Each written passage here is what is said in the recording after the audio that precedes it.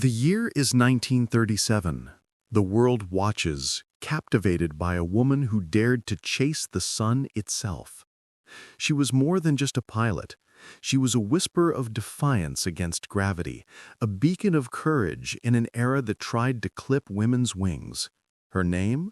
Amelia Earhart. And then she vanished. Born at the dawn of a new century, Amelia wasn't content with the earthbound. While others gazed at the stars, she dreamt of dancing among them. Her fascination with flight ignited in the roaring 20s, a time when the sky was still a wild, untamed frontier. She learned to fly, defying expectations, and with every flight she etched her name deeper into the annals of aviation. In 1928, she soared into history as the first woman to cross the Atlantic, albeit as a passenger. But that wasn't enough. 4 years later, she took the controls herself, alone, battling icy winds and mechanical failures to conquer the Atlantic solo. The world hailed her as a hero. She shattered records, inspired millions, and became the living embodiment of anything is possible. Her smile, radiant and unwavering, became synonymous with adventure. But for Amelia, there was one ultimate challenge that beckoned: the circumnavigation of the globe at its widest point.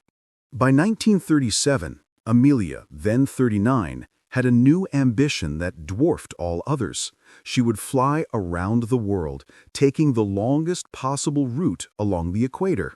This was not just a flight.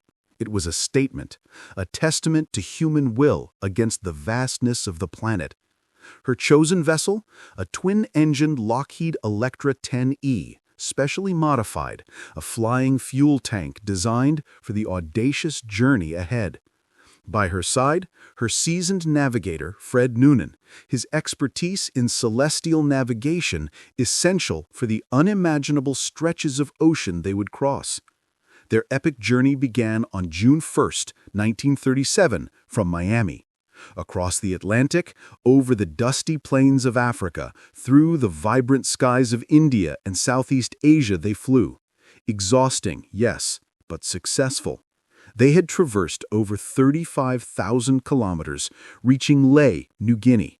From this remote outpost, only 11,000 kilometers remained, the most treacherous leg of all, the immense, unforgiving expanse of the Pacific Ocean, stretching towards the tiny pinprick of Howland Island.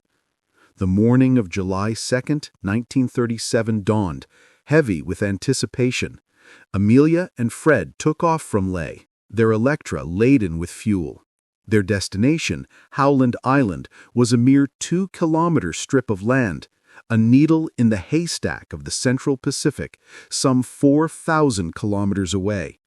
The U.S. Coast Guard cutter, the Itasca, lay anchored near Howland, tasked with guiding them in, a beacon in the boundless blue. As the hours stretched into 20 and the Electra neared its presumed destination, a chilling narrative began to unfold over the radio waves. Fragmented, static-laden messages crackled through the ether. Amelia's voice, once so confident, now tinged with a growing desperation. "We should be over you, but we cannot see you. Fuel is running low." The Itasca desperately tried to send bearings to cut through the confusion, but it was as if they were shouting into a void.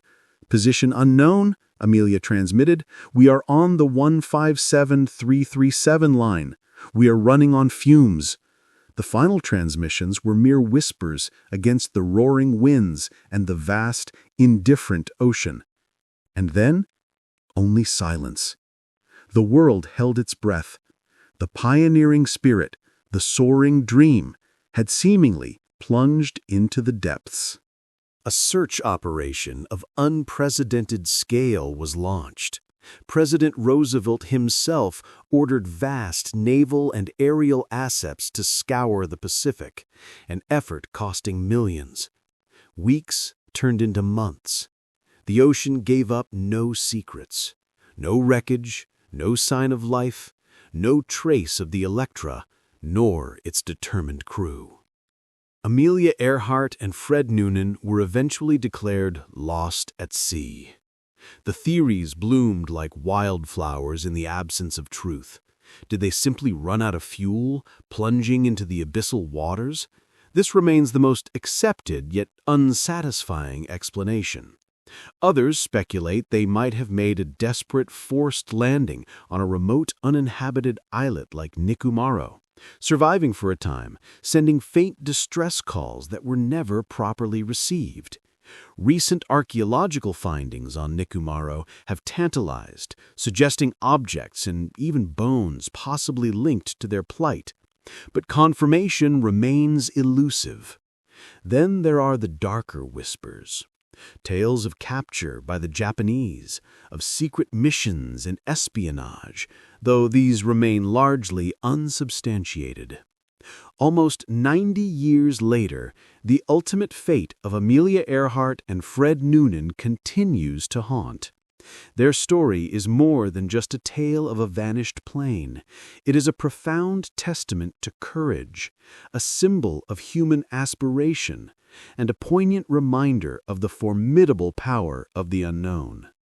The Pacific, vast and silent, guards its secrets. And the pioneering spirit, the trailblazer of the skies, remains forever vanished.